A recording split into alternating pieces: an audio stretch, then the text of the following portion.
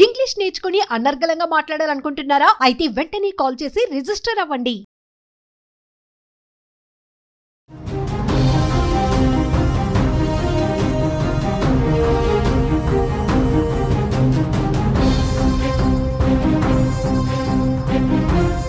నమస్తే, welcome to our channel. ప్రస్తుతం మనతో పాటు ఉన్నారు అనలిస్ట్ రామకృష్ణ గారు. సార్తో మాట్లాడదాం. నమస్తే సార్. నమస్కారం అమ్మా.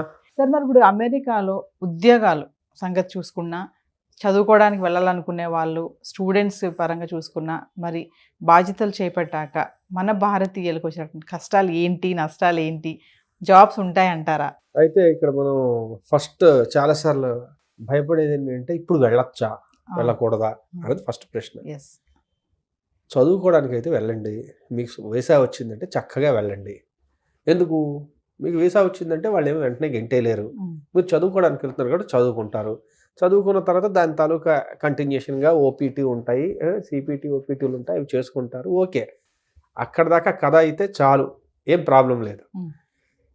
అక్కడి నుంచి దీని ద్వారా మీరు ఉద్యోగం తెచ్చుకొని అక్కడ సెటిల్ అయ్యి ఒక సిటిజన్గా మారదాము, లేకపోతే గ్రీన్ కార్డు తెచ్చుకుందాం అనుకుంటే మాత్రం, అంటే సినిమా ఫస్ట్ పార్ట్ తీసేస్తే ఓకే, మీరు సీక్వెల్ ప్రీక్వెల్ ఇవన్నీ చేద్దాం అనుకున్నారు అనుకోండి, పార్ట్ 2, పార్ట్ 3, పార్ట్ 4 అయితే కొంచెం ఆగండి. ఇప్పుడు ఎందుకయ్యా అంటే ఇక్కడ చాలా పరిస్థితి కొంచెం అనిశ్చితత చాలా ఎక్కువ ఉంది. ఆల్రెడీ ఆయన మొన్న ఒక సైన్ చేసిన ఎగ్జిక్యూటివ్ ఆర్డర్ ఏదైతే ఉందో దానిలో చాలా పెద్ద షాక్.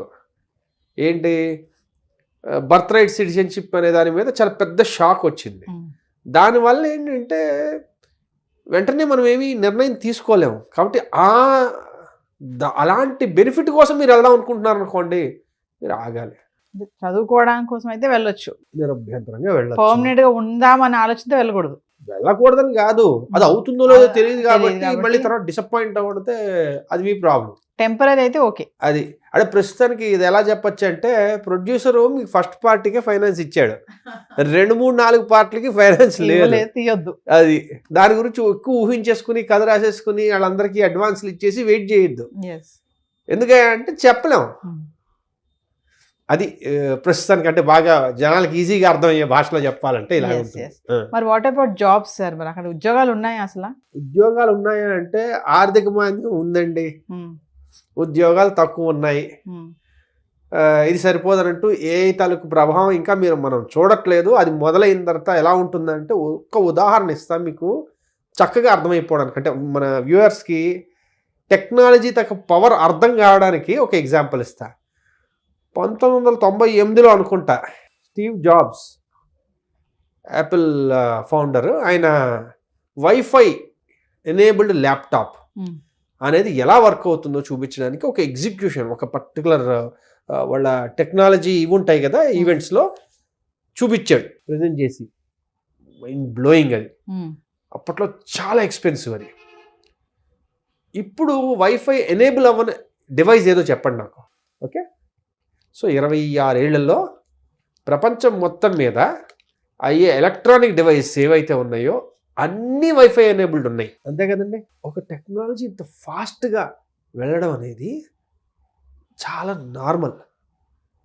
అందున ఆ టెక్నాలజీ వల్ల బిజినెస్లకు లాభాలు ఉన్నాయంటే అది ఇంకా ఫాస్ట్గా వెళ్తుంది.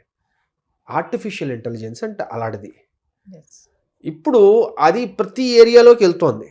వెళ్ళడం వల్ల ఏంటంటే ప్రతి ఏరియాలో ఒక పని జరగాల్సిన టైం లైన్స్ స్క్వీజ్ అయిపోతున్నాయి, కావాల్సిన రిసోర్సెస్ తగ్గిపోతున్నాయి. అంటే ఒకవేళ 10 మంది కావాలంటే ఇప్పుడు 4 చాలు అన్నట్టుగా. కాబట్టి న్యాచురల్లీ కొత్త ఉద్యోగాలు వస్తున్నాయి, పాత ఉద్యోగాలు బాగా తగ్గిపోతున్నాయి. కాబట్టి జాబ్ క్రియేషన్ అనేది అంత ఫాస్ట్గా ఉండదు. దానికి తోడు వాళ్ళు ఆల్రెడీ ఆర్థిక మాంద్యంలో ఉన్నారు. కాబట్టి ప్రస్తుతానికైతే జాబ్స్ తక్కువగానే ఉన్నాయి. చాలామంది ఎంఎస్లు కంప్లీట్ చేసుకుని ఓపీటీ ఎక్స్టెన్షన్లు పెట్టించుకుని చాలా ట్రై చేస్తున్నారు, అక్కడే వెయిట్ చేస్తున్నారు ఎప్పటికైనా వస్తాయని. కానీ కొంచెం కష్టంగా ఉంది, ఇదైతే వాస్తవం. ఈ అడ్మినిస్ట్రేషన్ దృష్ట్యా ఎలా ఉంటుందనేది ఒకసారి ఆలోచించుకుంటే, మనం అనుకున్నాం లాస్ట్ టైం ఒకసారి మాట్లాడుకుంటున్నప్పుడు, ఇంకా అధ్యక్ష ఇవి ఎన్నికలు జరగాలి, జరిగిన తర్వాత ఎవరు వస్తారో అన్న దాన్ని బట్టి కంపెనీలు నిర్ణయించుకుంటాయి మేము ఇన్వెస్ట్ చేయాలా వద్దా అన్నది. సో ఇప్పుడు తెలిసిపోయింది, ట్రంప్ గెలిచేశాడు, ట్రంప్ అధికారంలోకి కూడా వచ్చేసాడు. ఈయన ఎలాంటి వాడయ్యా, బిజినెస్ని బాగా డెవలప్ చేయాలని కోరుకునే మనిషే, ఎక్కువగా అమెరికాలోని మ్యానుఫ్యాక్చరింగ్ అవ్వాలని కోరుకునే మనిషే. కాబట్టి ఆయన జాబ్ క్రియేటరే. As a businessman is a job creator. అదే పనిలో ఎలాన్ మస్క్ని ఆయన అడ్మినిస్ట్రేషన్లోకి తీసుకున్నాడు, ఆయన జాబ్ క్రియేటరే. కాబట్టి వీళ్ళు చెప్తే చేసే రకాలు, శశబిషలు ఉండవు. ఒకటి. రెండోది ఏంటంటే బిజినెస్ డెవలప్ అయితేనే ఎకానమీ డెవలప్ అవుతుందని చాలా ప్రగాఢంగా విశ్వసించేవాళ్ళు వీళ్ళు. కాబట్టి జాబ్ క్రియేషన్ అనేది వీళ్ళకు one of the important aspect అనమాట, వీళ్ళు ముందుకు తీసుకెళ్లాలనుకుంటుంది. కాబట్టి జాబ్ క్రియేషన్లో భాగంగా ఏమైనా కొత్త ఉద్యోగాలు రావచ్చు, వీళ్ళు దాన్ని సపోర్ట్ చేయొచ్చు అనేది నా ఉద్దేశం. ట్రంప్ అంటున్నాడు కదా సార్, స్మార్ట్ గైస్ కావాలి నాకు, టాలెంట్ ఉన్న వాళ్ళకే నేను ఇప్పుడు ఎంట్రీ ఇస్తాను, వాళ్ళకే H1B వీసా కూడా అలొకేట్ ఉంటుంది, ఎవరు పడితే వాళ్ళు రావడానికి లేదు, ఎందుకంటే టాలెంట్స్ ఉంటే వాళ్ళు ఇంకొంతమందిని ట్రైన్ అప్ చేస్తారు. ఇంకోటి ఏంటంటే అమెరికా యొక్క ఆర్థికాభివృద్ధి కూడా బిజినెస్ వీళ్ళ యొక్క దాని మీద టాలెంట్ ఉంటేనే మాది కూడా డెవలప్ అవుతుందన్న ఒక ఆలోచనతో ఉన్నారు. కాబట్టి అంటే ఎవరు పడితే వాళ్ళు ఇప్పుడు అమెరికా వెళ్ళిపోవాలని ఆలోచన బయట రావాలి అని అంటారా? అంటే మనం H1B తలకు ముఖ్య ఉద్దేశం ఆలోచించాలి. అసలు H1B అనేది ఎందుకు పెట్టారు? ఎక్సెప్షనల్లీ టాలెంటెడ్ పీపుల్, వాళ్ళకి ఎవరైతే పనికొస్తారో వాళ్ళకి యాజ్ దాన్ని ఏమంటారు ఎక్స్టెన్షన్ వాళ్ళు ఇస్తున్నారు అనమాట. అయ్యా రండి మా దగ్గర పని చేయండి, మీ టాలెంట్ మా దేశానికి చాలా అవసరం. కాబట్టి దాన్ని ఏ రకంగా పరిగణించాలి, ఎలాగ వాళ్ళ టాలెంట్ని దాని అంటారు మెజర్ చేయాలి అంటే, ఇంతకుముందు ఒకసారి చెప్పినట్టుగా వాళ్ళు బహుశా పెడితే ఎక్స్ అమౌంట్ ఆఫ్ శాలరీ కన్నా ఎక్కువ ఉన్న వాళ్ళనే H1Bలకి అర్హులుగా చేస్తాం అనొచ్చు. మీరు ఇప్పుడు అన్నారు చూడండి, ఎలాగ మారబోతుందంటే అదొక ఆప్షన్ ఉంది. దానివల్ల ఏమవుతుంది అంటే ఎవరు పడితే వాళ్ళు H1Bలకి అర్హత పొందరు. అర్థమైంది కదా. అదేవిధంగా వాళ్ళు కొన్ని స్పెసిఫిక్ ఇండస్ట్రీస్ మీద ఫోకస్ చేయొచ్చు. అది డిఫెన్స్ అవ్వచ్చు, లేకపోతే ఆర్టిఫిషియల్ ఇంటెలిజెన్స్ అవ్వచ్చు, లేకపోతే ఇంకేమైనా స్పెసిఫిక్ రంగాల్లో వాళ్ళు దృష్టి పెట్టి ఈ రంగాలు మాకు బాగా ఇంపార్టెంట్ కాబట్టి ఈ రంగాల్లో ఎక్సెప్షనల్లీ టాలెంటెడ్ పీపుల్ని నేను తీసుకుందాం అనుకుంటున్నాను, వాళ్ళకి ప్రయారిటీ ఉంటుంది అని కూడా అనొచ్చు. ఎందుకంటే ఇందాక అనుకున్నాం కదా, వాళ్ళు ఏంటంటే వాళ్ళకి ఒక క్లియర్ విషయం అర్థమైపోయింది, ఈ 4 ఏళ్లే ఉంది బై, ఏం చేయాలని 4 ఏళ్ళ మనం చేసేయాలి. కాబట్టి ఇంక ఇందులో అనుమానాలు లేవు. అర్థమైందండి. అందుకు చేసేది చాలా స్పీడ్గా చేస్తారు, అనుకున్న విషయాన్ని చాలా క్లియర్గా వాళ్ళు కమ్యూనికేట్ చేసేస్తున్నారు.